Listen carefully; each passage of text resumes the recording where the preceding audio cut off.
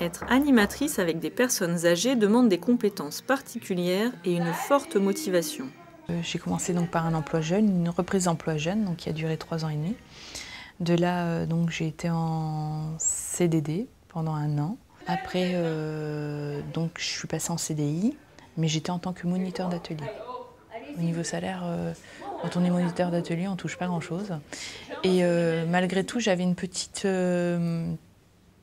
de par mes diplômes antérieurs, j'avais un petit peu de mal à accepter ce salaire et puis cette non-reconnaissance salariale en fait. Et donc de là, j'ai décidé de passer le BPJEPS par VAE.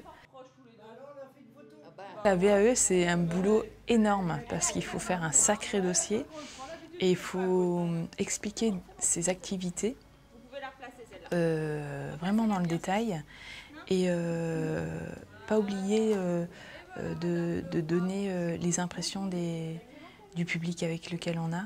Et c'est vrai que faut me mettre au jeu.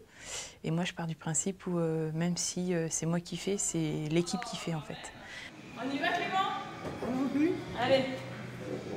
Donnez-moi votre mirette, mironton. Oh, allez-y jusque là-bas avec. J'ai l'impression d'avoir depuis ce temps-là, un petit peu plus de reconnaissance au niveau des différents métiers. Par exemple, l'infirmière, avant, peut-être qu'ils nous prenaient un petit peu de haut. Maintenant, voilà, on est vraiment à égale distance. Là, maintenant, on est bien reconnu dans la structure au niveau du métier. Parce que bon, ça fait quand même, moi, 8 ans que je suis dans la structure. Et avant, j'avais des collègues qui étaient là depuis quelques années avant moi. Donc là, maintenant, on a fait notre bout de chemin et là, on est vraiment reconnu au niveau de la structure. Mais avant, c'était, ouais, de toute façon, l'animation, vous êtes le cul assis sur une chaise, vous foutez rien de la journée, vous rigolez, voilà. Et maintenant, ils voient le travail parce qu'on invite les soignants à venir avec nous en activité. Donc ils voient qu'il n'y a pas que l'activité proprement dite. Il y a l'avant, tout ce qui est préparation, et l'après. On leur rapporte de la vie.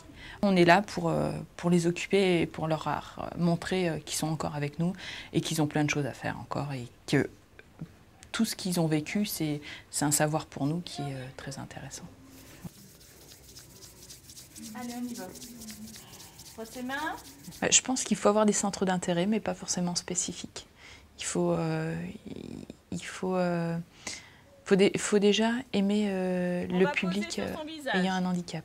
Je pense que c'est la plus grosse chose. Si on n'aime pas travailler avec l'autre, je pense que c'est pas la peine de s'engager dans cette filière-là. Et être ouvert.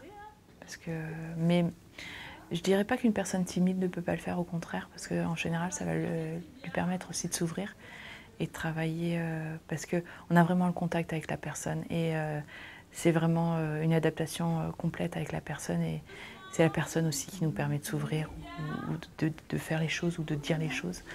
Donc voilà. Être animateur auprès de personnes fragilisées physiquement ou socialement, c'est utiliser les loisirs comme support pour recréer du lien social. Le BPJEPS et le DEJEPS, spécialité animation sociale, sont les formations qui conduisent à ces métiers auprès des personnes âgées, des personnes handicapées, mais aussi auprès des jeunes ou des familles en rupture de lien social.